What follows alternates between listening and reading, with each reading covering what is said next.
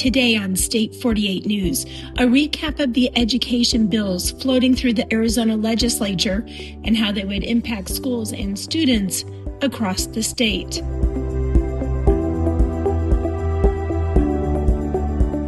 We'll also have consideration of several bills that relate to school district finances, school district operations.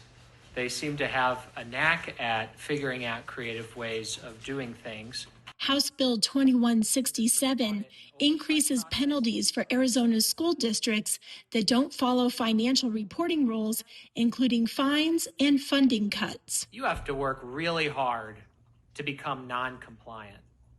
And yet, we've seen some schools be non-compliant for as much as 67 months. That's unacceptable. House Bill 2169 updates school district governing board procedures, clarifying rules for travel and expense approvals.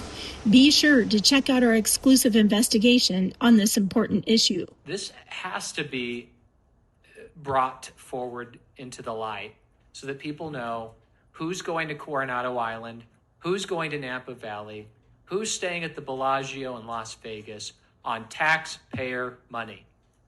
And if you don't want the taxpayers to know that, then don't go on those trips. Or at least don't use taxpayer money to go on those trips. Use your own money. House Bill 2407 lets small school districts buy from board members if approved and recorded in meetings. Now, we talked earlier this week with the bill's sponsor about photo radar and clean elections, a topic being discussed tomorrow. We have to keep talking about this issue, point out to the voters what an unconstitutional scam it is, so that when we have a Republican on the floor, we could get rid of it once and for all. House Bill 2514 mandates that school districts obtain written parental consent before disclosing a student's directory information to third parties. You have to have active affirmative consent in order to release that information. House Bill 2616 creates a scholarship fund matching federal post-service awards for students in Arizona. Specifically, the person must complete a term of service in a national service program while living in Arizona, as well as graduate from an Arizona high school. If you invest in Arizona, Arizona will invest in you.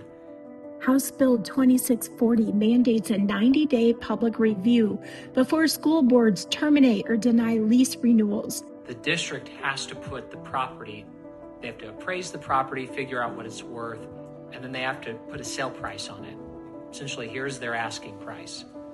And the right of first refusal entails the charter operator that's implicated in this would need to make that price. They couldn't go under that price. Whatever that is set by the district, that is the right of first refusal. Just yesterday, Representative Gress issued a press release seeking legal clarification from Attorney General Chris Mays on the legality of a leaseback agreement between Isaac Elementary and Tolleson Union High School districts, citing financial and statutory concerns. Several supporters for House Bill 2677, allowing middle schools to offer career and technical education courses, counting towards both 8th grade promotion and high school graduation requirements during the 25 through 28 school years. I think this is an amazing opportunity for districts like Cartwright to be able to as they're sending them off into high school, to be able to provide them with credits, and that gives them the opportunity, one, to be able to graduate early if that's in their desire, but two, to also graduate with some extra credits, which also boosts that GPA.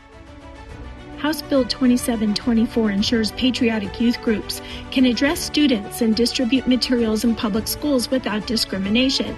But critics argue the bill gives principals discretion to allow those groups to speak for 10 minutes and requires them to distribute the group materials all year.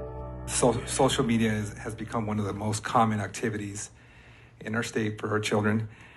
The reason I brought up this piece of legislation is I want to give parents an alternative. The patriotic groups that I'm talking about would include the Boys and Girls Club of America, Future Farmers of America, Boy Scouts of America, Big Brothers, Big Sisters of America, Girl Scouts of the U.S., Civil Patrol, and Little League Baseball.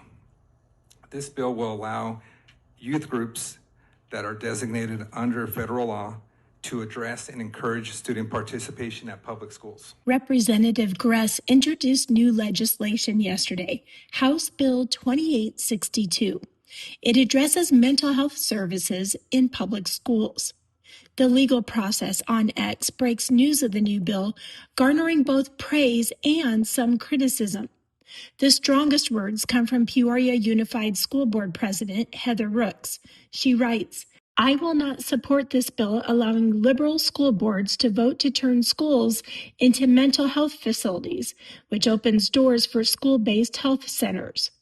Additional criticism cites concerns with allowing liberal school boards to allow mental health clinics in schools, giving schools authority to do anything more than educate, and providing health care in schools. Final statement, it's a school. We need to stick to education, period. Seeing no further business before the committee, we're adjourned. That's a wrap. Follow State 48 News tomorrow as we bring you the latest on photo radar. Will it be decided by the governor or the voters?